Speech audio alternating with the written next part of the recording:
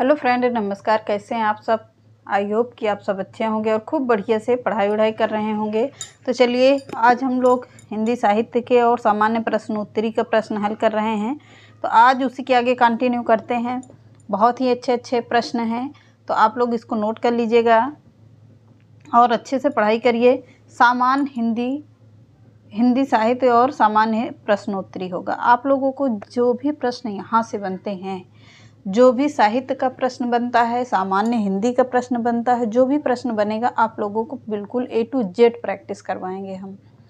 तो इसके लिए टाइम है नहीं, अभी तो धरना ही चल रहा है इलाहाबाद में।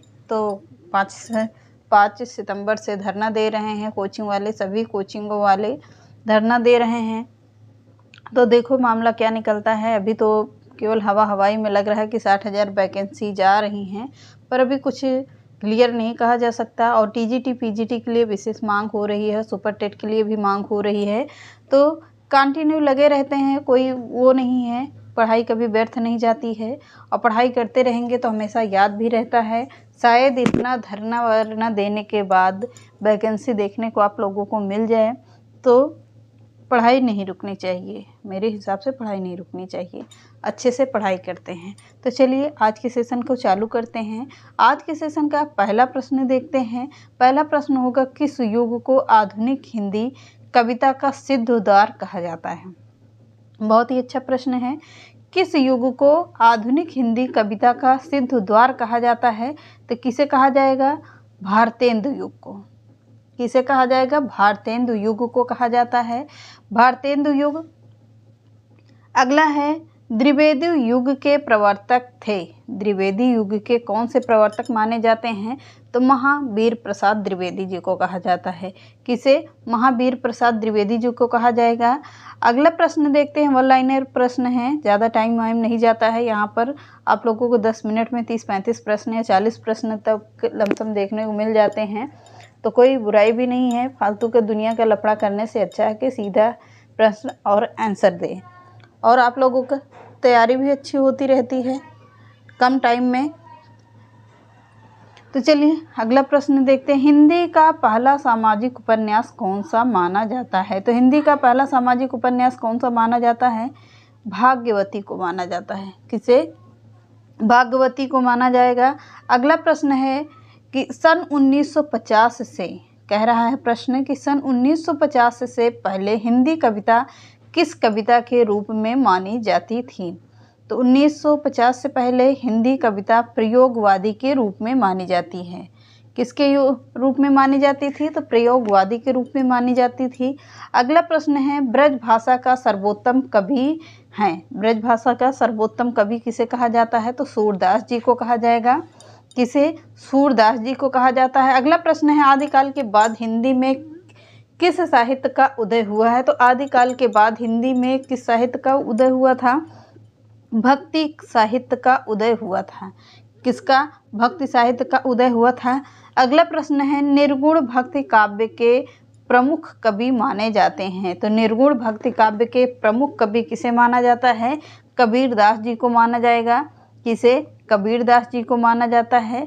अगला प्रश्न है, किस काल को स्वर्ण युग काल कहा जाता है? तो ये आसान सा प्रश्न है, भक्ति काल को कहा जाता है।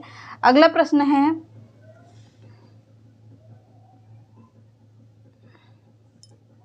हिंदी का। हेलो दोस्तों, नमस्कार। कैसे हैं आप सब? आई होप कि आप सब अच्छे होंगे। और कल जितना हमने प्रश्न आप लोगों को पढ़ाया था, आप लोगों ने क्लियर कर लिया होगा। उसी के आगे आज कंटिन्यू करते हैं। टाइम बहुत ज़्यादा से ज़्यादा प्रश्न रखने की कोशिश किए हैं कि ज़्यादा से ज़्यादा प्रश्न हो सके। फालतू की बातें कोई बात नहीं होती है। अब एग्ज़ाम तो हो ही सकता है, धरना बहुत सारे हो रहे हैं। इलाहाबाद में पूरा धरना हो रहा है, सभी कोचिंगों वाले जा रहे हैं धरना देने के लिए। तो पढ़ाई कुछ न कुछ तो उम्मीद लग ही रही है कि वैकेंसी आ सकती है, तो आप लोग लगे रहिए कंटिन्यू। तो चलिए आज के सेशन को स्टार्ट करते हैं। आज के सेशन को आगे से ही प्रश्न को स्टार्ट करते हैं। पूरे 100-150 का प्रश्न है ये, तो आगे पीछे हो गया हो तो इससे कोई प्रॉब्लम नहीं होगी। नंबर वाइज होता है तो कभी कभी हो जाता है, टाइपिंग में कुछ भी मिस्टेक हो सकता है, तो उसको ना ध्यान दीजिएगा। केवल प्रश्न ध्यान दीजिएगा, ठीक है। तो चलिए, जैसा भी हो आप लोग कमेंट करके बता दिया करिए कि आपको सेशन कैसा लग रहा है। तो चलिए आगे देखते हैं, अंतस्थ व्यंजन की संख्या कितनी है। तो अंतस्थ व्यंजनों की संख्या कितनी होती है? 4 होती है। कितनी होती है? 4 होती है। अगला प्रश्न है, हिंदी वर्णमाला को कितने भागों में विभक्त किया गया है। तो हिंदी वर्णमाला को कितने भागों में विभक्त किया गया है? आगे देखिए, अंतस्थ व्यंजनों की संख्या कितनी है। तो अंतस्थ व्यंजनों की संख्या कितनी है? 4 है। आगे देखते हैं, हिंदी वर्णमाला को कितने भागों में विभक्त किया गया है। तो हिंदी वर्णमाला को 2 भागों में विभक्त किया गया है। नंबर इधर उधर हो सकते हैं, प्रश्न बिल्कुल सेम वही है। तो कितने भागों में? 2 भागों में। हिंदी वर्णमाला में स्पर्श व्यंजनों की संख्या कितनी है। तो हिंदी वर्णमाला में स्पर्श व्यंजनों की संख्या है 25। कौन कौन सा? क वर्ग, च वर्ग, टा वर्ग, पा वर्ग, ता वर्ग। कितने वर्ग हुए? 5 वर्ग हुए। तो कितने व्यंजनों की संख्या होती है? 25 व्यंजनों की संख्या होती है। अगला प्रश्न है, मात्रा के आधार पर हिंदी के 2 भेद कौन से हैं। तो मात्रा के आधार पर हिंदी के कौन से भेद मान रहा है? मात्रा के आधार पर हिंदी के ह्रस्व स्वर 2 भेद होते हैं। कौन सा? ह्रस्व स्वर और दीर्घ स्वर। कौन कौन सा? ह्रस्व स्वर और दीर्घ स्वर होता है। अगला प्रश्न देखते हैं, सा। अब ये है छत्रंग, जिसे कहते हैं छत्रंग्या। तो क्या है? सा। छ वर्ण किसके योग से बना है? का और सा से बना है। क्या?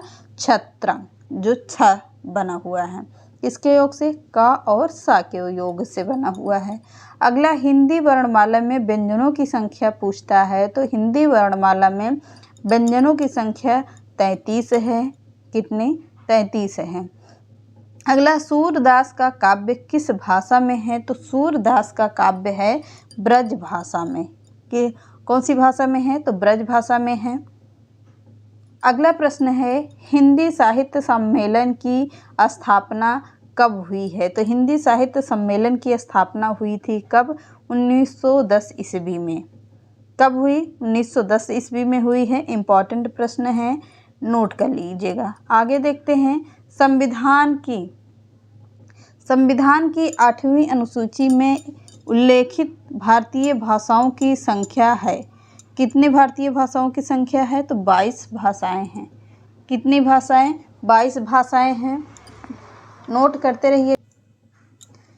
हिंदी की विशिष्ट बोली ब्रज भाषा किस रूप में सबसे अधिक प्रसिद्ध है। तो हिंदी की विशिष्ट बोली ब्रज भाषा किस रूप में अधिक प्रसिद्ध है?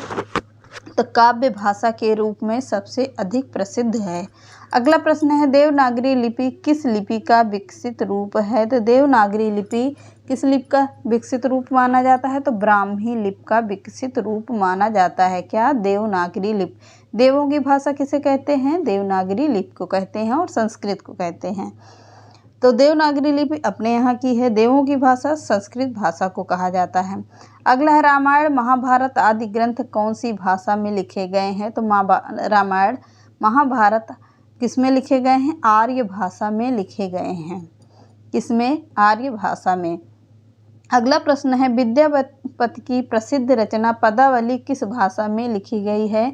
तो विद्यापति की प्रसिद्ध रचना पदावली लिखी गई है मैथिली में। किसमें? मैथिली भाषा में लिखी गई है। अगला प्रश्न है, भारत में हिंदी का संवैधानिक स्वरूप है।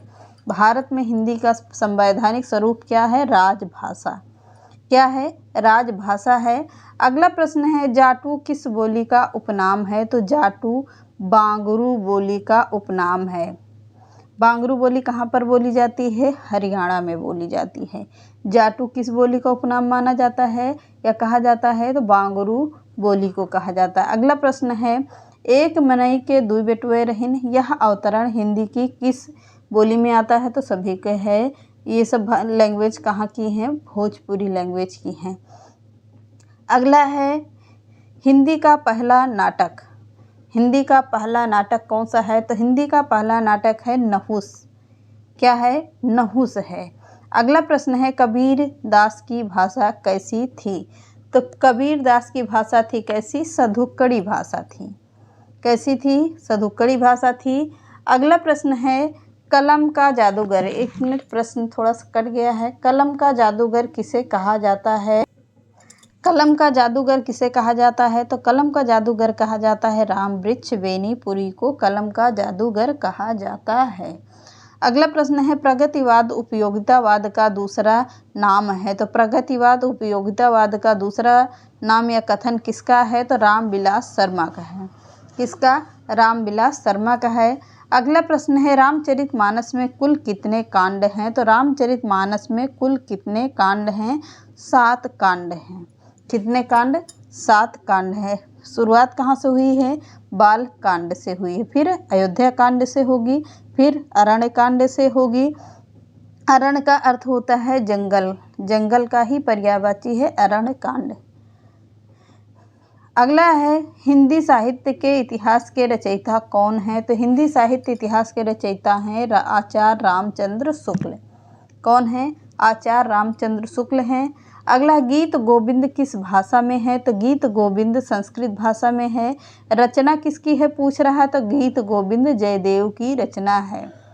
जयदेव की रचना है। किसकी? गीत गोविंद जयदेव की रचना है। अगला प्रश्न है लोकनायक किसको कहा जाता है? तो लोकनायक कहा जाता है तुलसीदास जी को। किसे? तुलसीदास जी को कहा जाता है। अगला प्रश्न है कि इंद्रापति किसे कहा जाता है? तो इंद्रापति कहा जाता है विष्णु जी को। यानी कि इंद्रा किसे कहा गया है? लक्ष्मी जी को कहा गया। उनका पति किसे कहा जाएगा? तो विष्णु जी को कहा गया है। पंचतंत्र क्या है? तो पंचतंत्र क्या है? एक कहानी संग्रह है, रचना है। ये है किसका? तो मुंशी प्रेमचंद्र का है। पंचतंत्र मुंशी प्रेमचंद्र की रचना है। क्लियर हुआ? आगे देखिए।